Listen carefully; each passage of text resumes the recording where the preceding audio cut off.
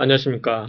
이번 주에는, 흔히 이제 어음법 교과서에서 기타의 제도라고 하는 어음 보증이라든가 어음 참가, 그리고 복본 및 등본, 이러한 제도를, 살펴보겠는데요.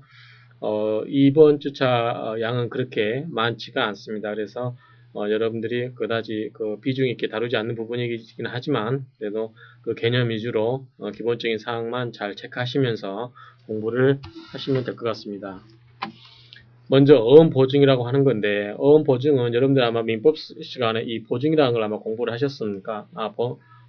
공부하신 분도 있고 그렇지 않으신 분도 있을 텐데, 보증이라고 하는 것은 다른 사람을 위해서 채무를 대신 뭐 쓴다든지, 여러 가지 그런 책임 관계를 말한다고 할 수 있겠습니다. 그래서 이 어음 보증도 민법상의 보증과 성질은 같지만, 다만 어음 보증이라고 하는 것은 어음 행위에 수반해 가지고 어음 그 자체에 대해서 보증을 한다는 것이 민법상의 어, 보증과 약간 차이가 있겠습니다. 그래서 그러한 점을 위주로 한번 살펴보시면, 먼저 어음 보증이라고 하는 것은 원인 채무가 아닌 어음상의 채무를 담보할 목적으로 하는 부속적 어음행위다라고 하는 겁니다. 부속적으로 하는 것은 뭐 기본적인 게 아니고 기본적인 것을 수반해서 하는 그런 뜻이죠. 그래서 이 어음 채무라고 하는 것은 기존의 어음 채무가 있는데 그 어음 채무자를 대신해서 어음 채무를 지겠다라고 하는 그러한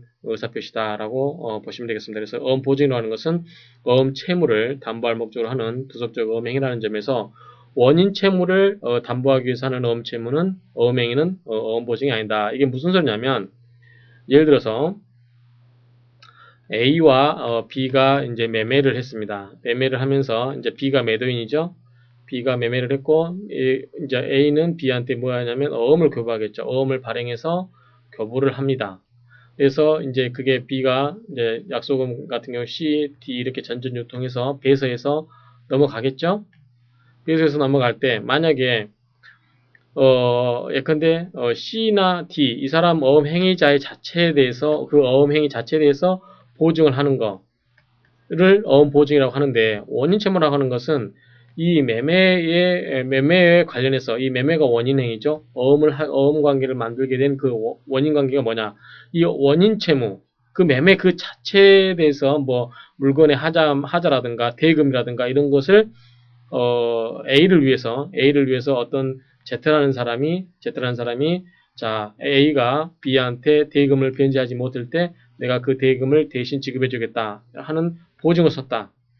어음상의 보증을 쓴 게 아니고 그냥 보증을 쓴 거죠. 그러면 나중에 B가 A로부터 어음을 발행받았는데 어음이 만기돼서 지급이 돼버리면 모든 게 끝나지만, 그렇지 않고 어음이 발행되지 않았을 때, 어음이 지급되지 않았을 때, 발행된 어음이 지급되지 않았을 때 A는 여전히 B한테 원인 관계, 매매 관계에 의한 채무를 부담하고 있는 거죠. 그럴 경우에 B는 이 기존의 C, D 이러한 한 사람에게도 어음상의 권리를 청구할 수도 있겠지만, Z에 대해서, Z는 비록 이 어음 발행 및 어음의 유통과 아무 관련이 없지만 이 Z에 대해서, 즉 A의 매매대금이라는 채무 이행을 보증한 그러한 Z에 대해서도 민법상의 채권을 행사할 수 있겠죠. 그래서 만족을 받을 수 있겠지만, 우리가 다루고 하는 것은 이 어음이 발행돼 가지고 전전 유통될 때 이러한 단계에서 어음 채무자의 채무를 담보할 목적으로 하는 어음 보증하고, 민법상의 이 보증, Z가 이 B에 대해서 부담하고 있는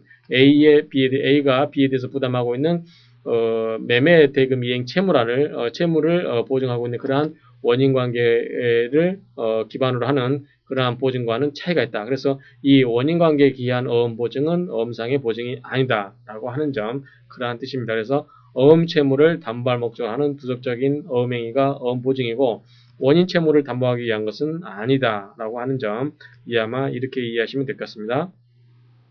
자, 여기서는 인적 담보인데, 우리가 담보할 때는 인적 담보하고 물적 담보를 구분하죠. 근데 이건 물건에 관한 게 아니죠. 예컨대 B, C, D 각각의 어음 채무자, 어떤 특정한 부분에 있어서 어음 채무자 된 경우 그러한 사람의 어음 채무를 담보하는 거기 때문에 인적 담보가 되는 거지, 어떤 물건이라든가 집이라든가 뭐 차 이런 것에 대한 물적 담보가 아닌 거기 때문에 당연히 이 각각의 어음 채무자를 담보하는 인적 담보다라고 하는 거고, 그 다음에 주된 채무, 즉 어음 채무라고 하는 원래의 어음 채무라고 하는 주된 채무를 전제하기 때문에 종된 채무다라고 하는 점.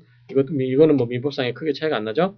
그다음에 어법상 어음 보증 방식으로 해야 되겠으므로 수문 어음 보증 또는 공동 어음 행위는 어음 보증이 아니다. 자, 어음 보증 방식이라고 하는 것은 조금 이따 배우겠지만, 자, 이것은 보증을 위해서 한다. 어음 보증을 위해서 한다라고 하는 보증 문헌이 들어갑니다. 보증 문헌 들어가고, 자, 보증 쓴 사람이 누구고, 피보증이 누구고, 이러한 내용들을 기재를 하고서 하기 때문에, 만약에 보증 문헌, 이것이 보증을 하겠다라고 하는 뜻이 아니라 그냥 배서교부에서 양도라고 김영날인에서 김영날인 다음에 배서에서 넘겼을 때, 이런 것은 수문이라는 것은 보증을 위한 보증을 위한 어음 양도가 아니라는 거죠. 그걸 모른다는 거죠.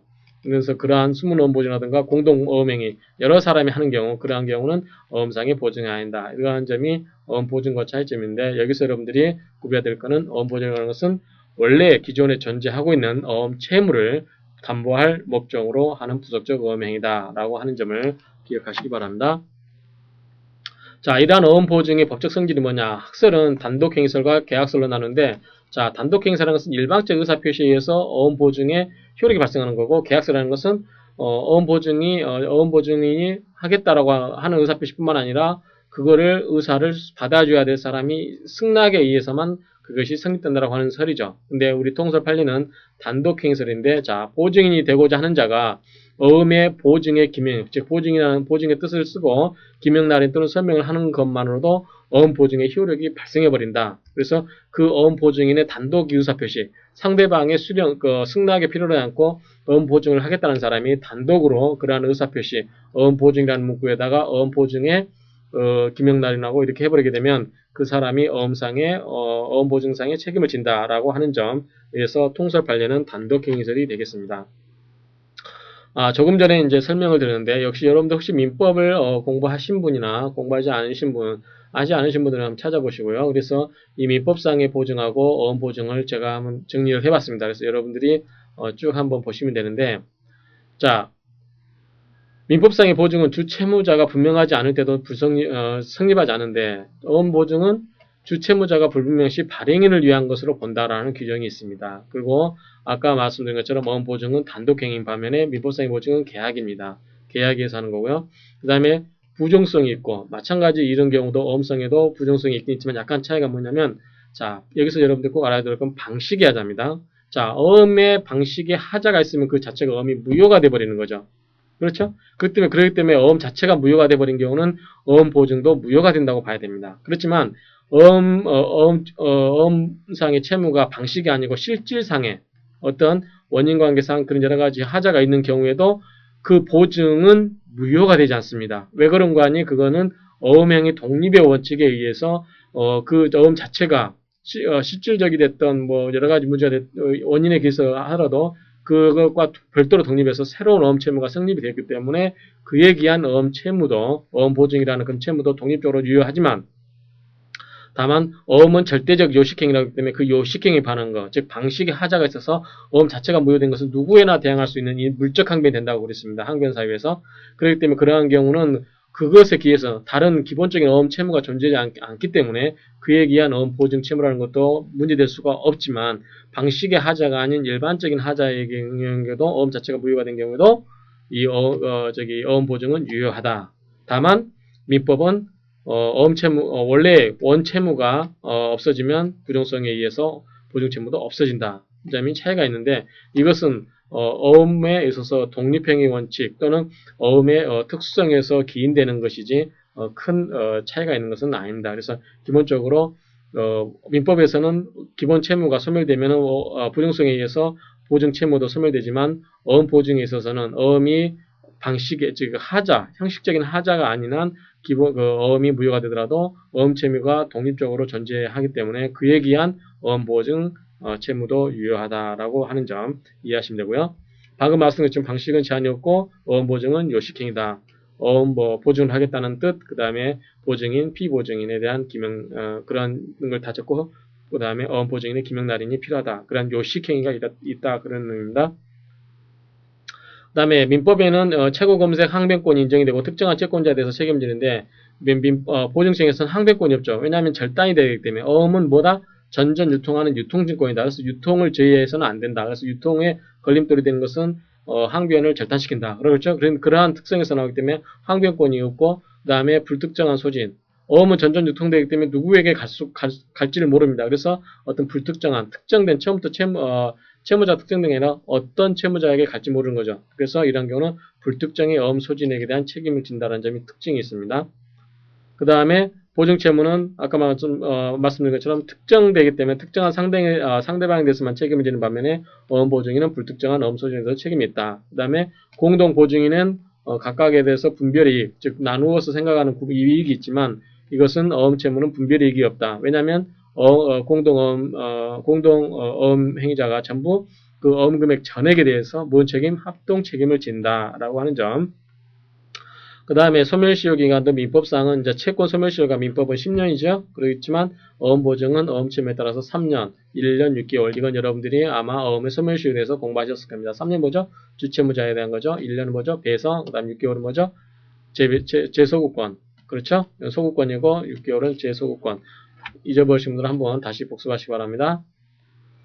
자, 어음보증의 당사자는 누구냐면 어음보증인이 있고 피보증이 있습니다. 자, 피보증이 뭐냐면 자, A가 B한테 발행을 하고 C한테 C가 지급인으로 되어 있습니다. 그래서 B, D, E, F 이렇게 가겠죠? 이렇게 했을 때 어떤 특정한 사람에 대해서 보증을 쓰겠다. 자기가 보증을 쓰겠다고 하는 거죠. 그래서 어음보증인의 자격은 제한이 없습니다. 누구나도 할 수 있는 거죠. 그 다음에 제3자인 어음채무다 어음보증인이 될 수 있고요. 그래서 이런 경우는 아무나 할 수 있다. 수표의 경우는 지급인은 수표 보증인이 될 수 없다. 이게 무슨 말입니까? 자, 수표의 지급인은 채무를 이행하는 사람이 이행해야 될 사람입니다. 그래서 보증이라는 것은 주채무자가 자기가 본래 채무자인데 자기가 보증이 되겠다라고 하는 것은 말이 안 되는 거죠. 그런 의미입니다. 그 다음에 주채무자나 어음행의 전자가 후자를 위하여 하는 어음보증은 이미 어음채무를 부담하고 있기 때문에 보증인으로서의 의미가 없다. 무슨 말이냐면 보증이라고 하는 것은 원래의 주된 채무자가 있고 그 주된 채무자의 대신해서 그 채무자를 위해서 보증을 하는 겁니다. 그런데 원래의 채무자는 자기가 더 막중한 책임을 지고 있기 때문에 자기가 그 자기의 주된 채무에 대해서 자기가 다시 보증을 하겠다라고 하는 것은 의미가 없는 거죠. 그래서 이러한 주채무자나 이러한 사람에 대해서는 어음보증인이 될 수 없다라고 하는 겁니다. 자, 피보증이 누구냐면 피보증이 될 수 있는 사람은 보증을 받을 수 있는 사람이죠. 이러한 사람은 어음채무자의 하나므로 어음채무자가 아닌 사람에 대해서 어음보증하는 것은 무효이다. 자, 어음채무자에 한해서 한다는 거. 그래서 어음채무자가 누구냐? 발행인, 배서인, 인수인, 참가인수인. 이게 환어음의 경우고 약속어음이나 수표의 경우는 발행인, 배서인. 그래서 A, B, C, D, E, F 이런 사람들입니다. 이런 건 다 배서인이죠.